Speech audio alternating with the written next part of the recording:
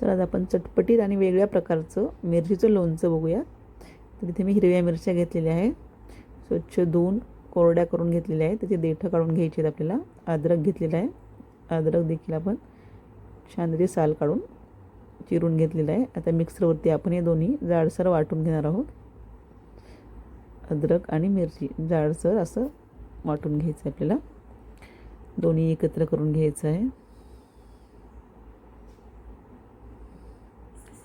अशा प्रकारे आपण जाडसर पेस्ट बनवून घेतलेली आहे.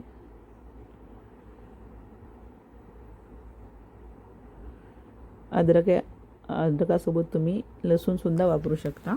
लसणामुळे पण खूप छान चव लागते. तर मी इथे अद्रक आणि मिरचीच वापरलेली आहे. तर आता आपण यासाठी लागणारा एक सिक्रेट मसाला बनवून घेऊयात. तर आपण इथे पिवळी मोहरी घेतलेली आहे, बडीशेप, जिरे आणि रेग्युलर मोहरी आपण वापरणार आहोत.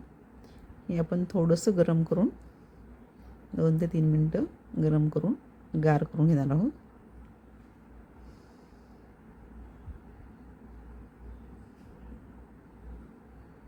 यामुळे तुम्ही धनेसुद्धा वापरू शकता. तर मी धने पावडर वापरलेली आहे. आता हे आपण मिश्रण मिक्सरच्या भांड्यामध्ये टाकून घेऊया. गार करून घेतलेले आहे. त्यामध्ये आपण धने पावडर, हळद, तिखट हे सर्व टाकून घेणार आहोत. यामुळे तुम्ही आमचूर पावडरसुद्धा टाकू शकता. तर किंवा आपण लिंबाचा रस वापरलेला आहे, तर तुम्ही आमचूर पावडरसुद्धा वापरू शकता. हिंग टाकायचं आहे, हिंगामुळे खूप छान चव लागते. आता हा मसाला आपण मिरचीवरती टाकून घेऊया आणि छान व्यवस्थित मिक्स करून घ्यायचं आहे. आपण ह्यामध्ये कलौंजी पण टाकून घेणार आहोत. मीठ व्यवस्थित टाकून घ्यायचं आहे. मिठामुळे लोणचं खूप दिवस टिकतं.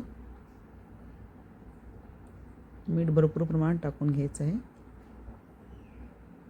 आता हा सर्व मसाला आपण त्यामध्ये मिक्स करून घेऊया.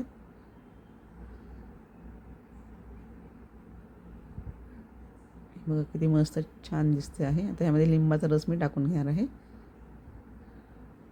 लिंबाच्या रसामुळे खूप चटपट असं लोणचं होतं. आता आपण इथं मोहरीचं तेल गरम करून घेतलेलं आहे, त्यामध्ये पण हिंग टाकून घ्यायचं आहे आणि हे आपण तेल मिरचीवरती टाकून घेणार आहोत आणि तयार आहे आपलं अगदी वेगळ्या प्रकारचं मिरची आणि अद्रक याचं लोणचं.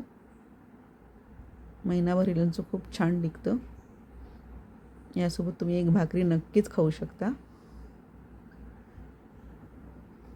धन्यवाद.